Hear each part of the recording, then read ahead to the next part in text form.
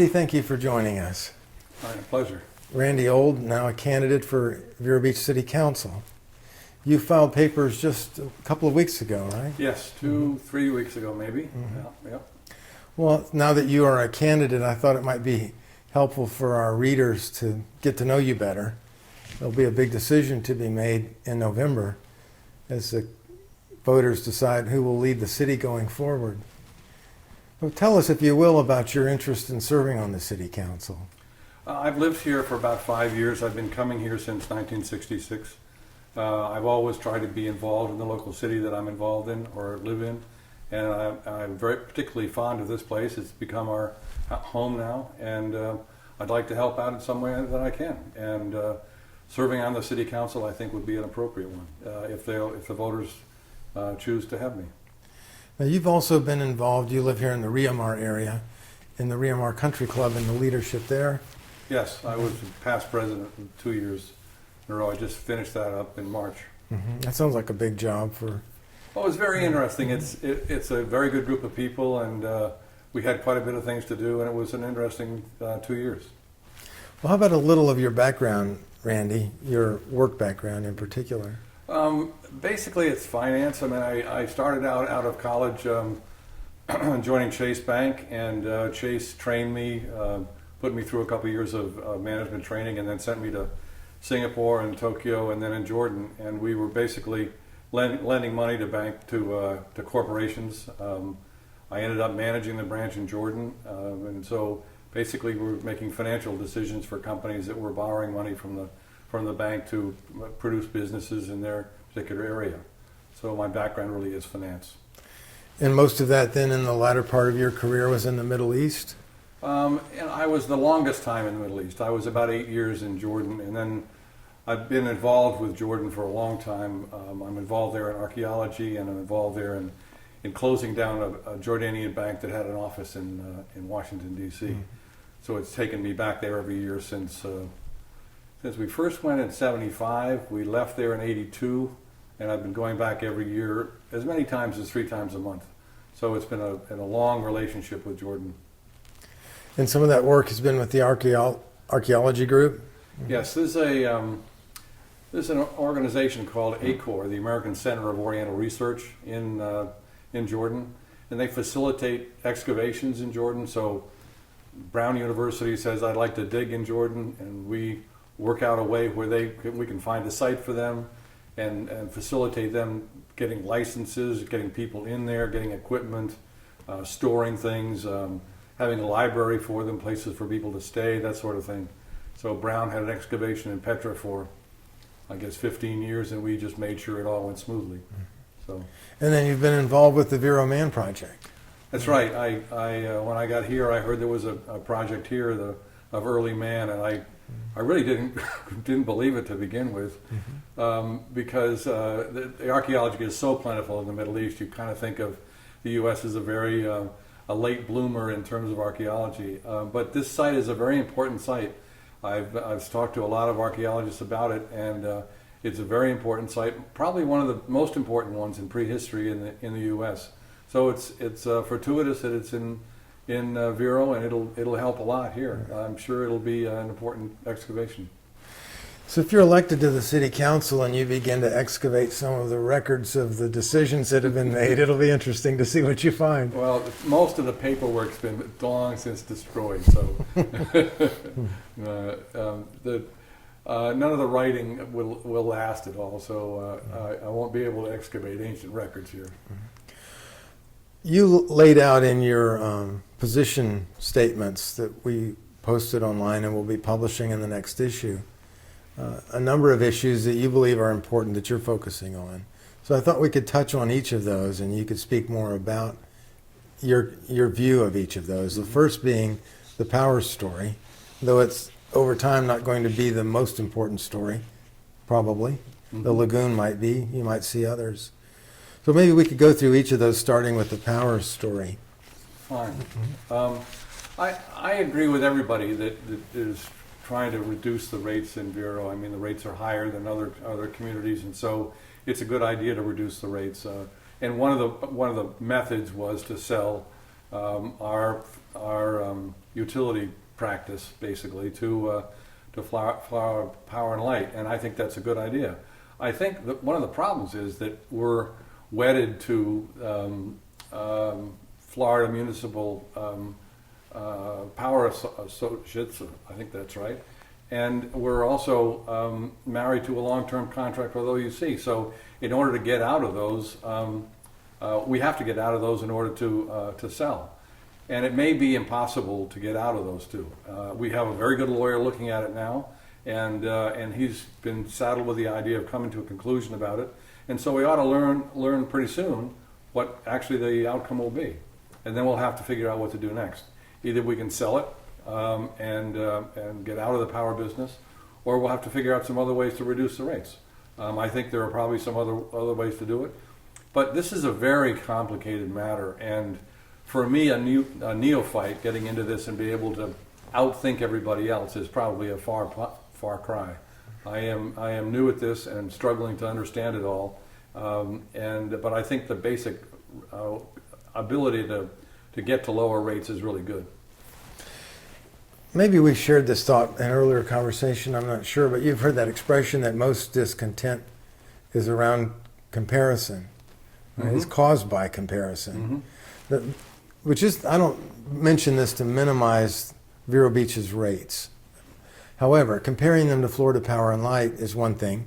Comparing them to the statewide average, you get a different picture. Mm-hmm. Right? We happen to be adjacent to the lowest cost power provider in the state. So even if our rates were significantly lower than they are now and well within the statewide average, we'd still be higher than FPL. So for someone looking for a reason to be discontent, there you have it. Mm-hmm. Right? Yes. I just wonder if it isn't worth raising for comparison, what is Vero Beach's rate compared to the statewide average? And if the system can't be sold, what can be done, if anything, to get the rates down so that they're within that average at least? Yes, yes.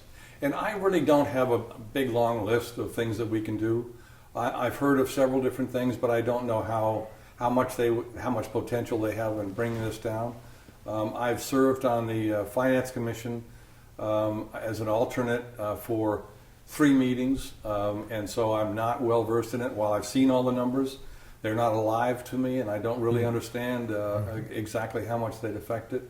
I've sat in on a couple utility meetings, utility commission meetings, and I can see where they're going or what they're trying to do, but it's I can't really tell how much we can affect it. But we'll see. I think certainly the pressure will be on if this contract, our ability to sell to Florida Power and Light doesn't come through. Then we can really focus on it and see what else we can do.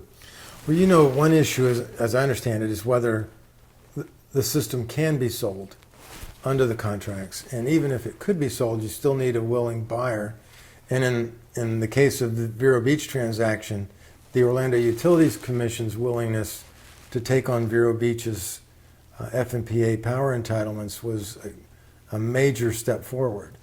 Mm-hmm. And in their April 30th letter to the FMPA, Chris Browder from the OUC laid out a number of concerns about why they may not be able to stay in the deal.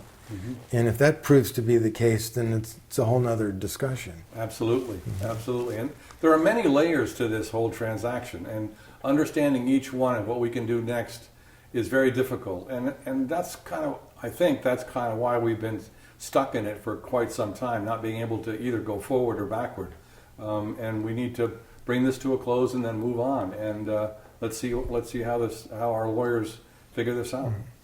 So whatever the rates wind up being, the lights will stay on. Yes. And there will be other issues to be addressed, like all aboard Florida. Yes, indeed. What do you see there? Well, I think it's really unfair the way this is not really benefiting Vero as much as it is everybody else, and we're being called a donor county. We're allowing it to go through so others benefit. We have to make sure that anything that we can is mitigated by some kind of arrangement with the company once we see the environmental impact study, which is due to come out in a few months. So if we really study it and really look what the impact can be, we can negotiate an impact that may reduce its harm to us. But I don't think the benefits are going to be very substantial. So what approach do you think, are you saying that the best approach is to understand that environmental impact study and negotiate for as much mitigation as possible? Yes, I frankly think the ability of us to stop it is pretty slim. We may be able to if we find enough things that need to be mitigated, but I think frankly our ability to stop it is probably very slim. You listed the lagoon as another major issue and concern of yours. Could you speak more to that? I lived, before we came down here, I lived in Annapolis, Maryland, on the Chesapeake Bay, and same sort of problems, long-term problems, lots of small solutions, slow progress, but the community has to all work together to get it done. And we have the same sort of issues here, where nitrogen, fertilizer, stormwater, all add to this, and overharvesting all add to the problem, and we've got to work together to mitigate those things. Seems to be a very committed community toward this, and we can't expect that it's going to be a quick turnaround, but if everybody gets together and works on these different solutions, we can get somewhere. Do you think the city is doing all it can at this point? I think so. We're still a little bit confused as to where the nitrogen comes from, what sources they are. There are several different theories, and it's a little harder scientifically to figure out exactly where they come from. And so I think we'll be able to focus more specifically once we know where it comes from and be more effective.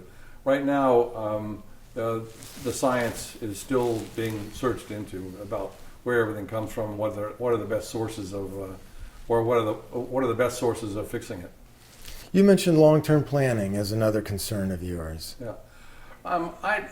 I've been in business, and business tends to forecast, have an annual budget and then long-term budget, just to make sure that everything sort of fits together. And when you're looking at a long-range change, a 5-year change out there, that you're ready for it, and you've got everything all lined up before you get there.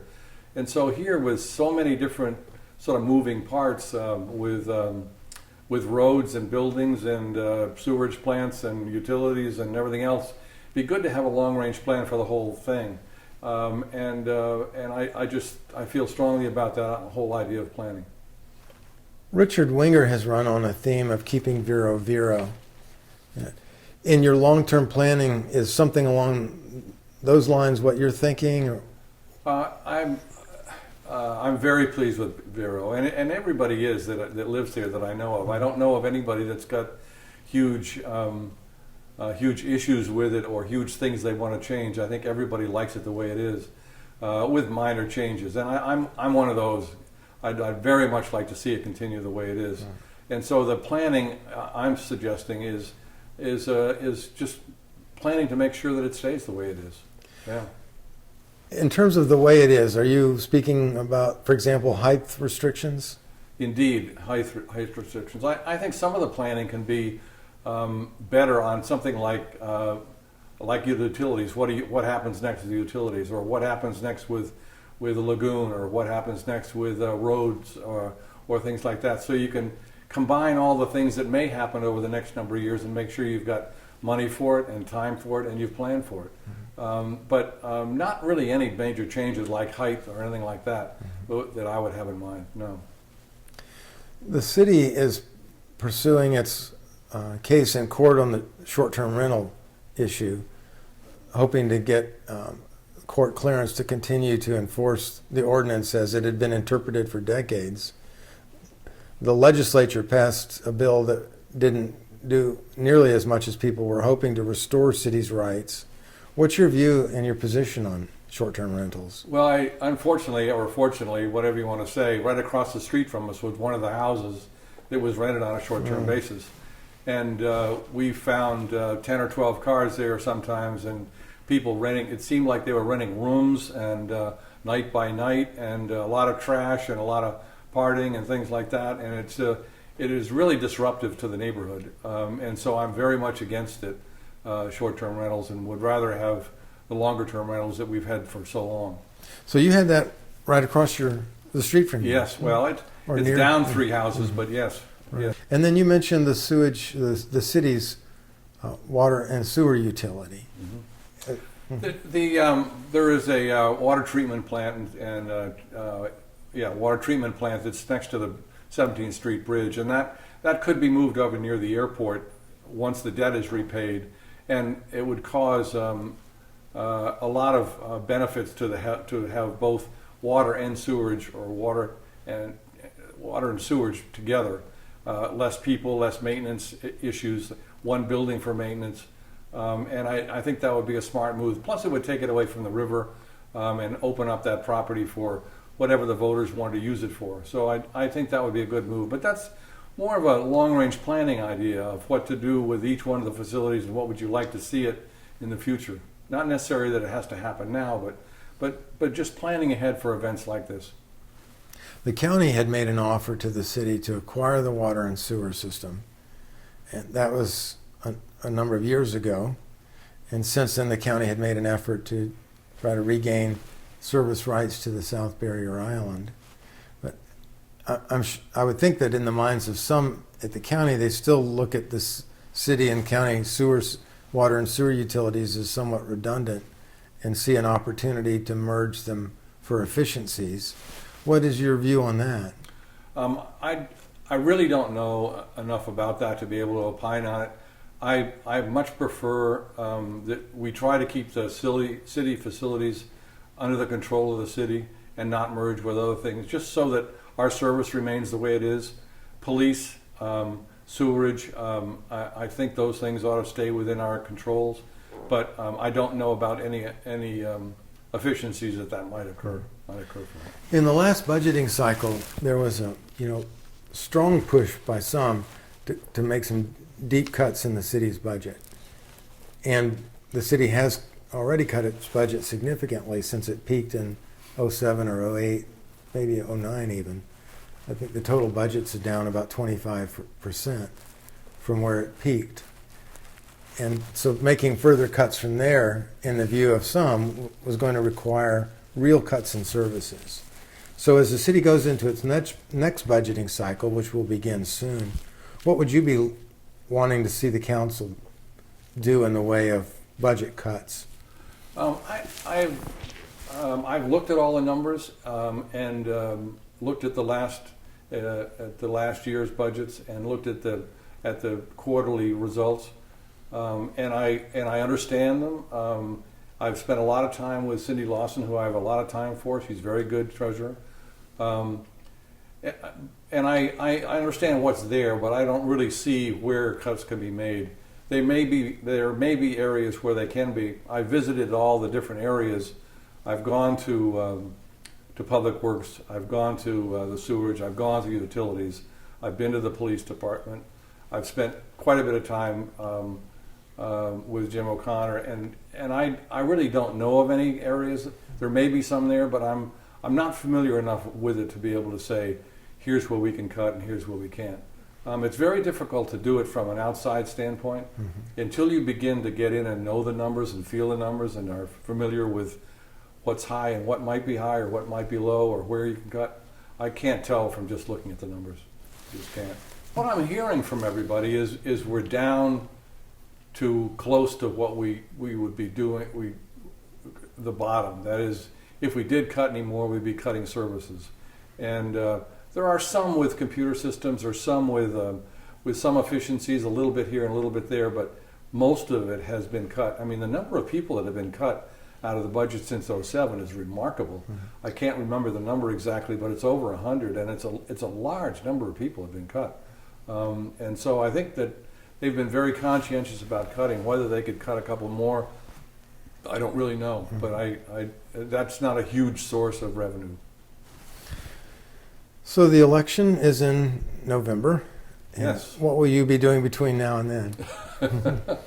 Well, I'm actually going to Jordan next week. I've got a board meeting of this Archaeological Institute there, and we run around and look at different excavations, and then I'm away for about a month in July. I come back for the budget discussions, which I'm looking forward to, because I think I'll learn a lot from the budget procedures. 4 or 5 days of talking about the numbers, and then we get into full swing in the fall. So I've not done this before, and I don't know exactly how this is going to work, but I understand it's quite intense, and there's some fun with it too. I'm looking forward to it. A number of candidates have walked much of the city, going door to door. It's an opportunity to get some exercise at the very least. Right. I'm not an expert at that, but I'm going to give it a try. Right. I'm not practiced in that, but I'm looking forward to it. Well, Randy Old, thank you for your time. I appreciate it, and thank you for your willingness to run for city council. Thank you very much, Mark. Appreciate it.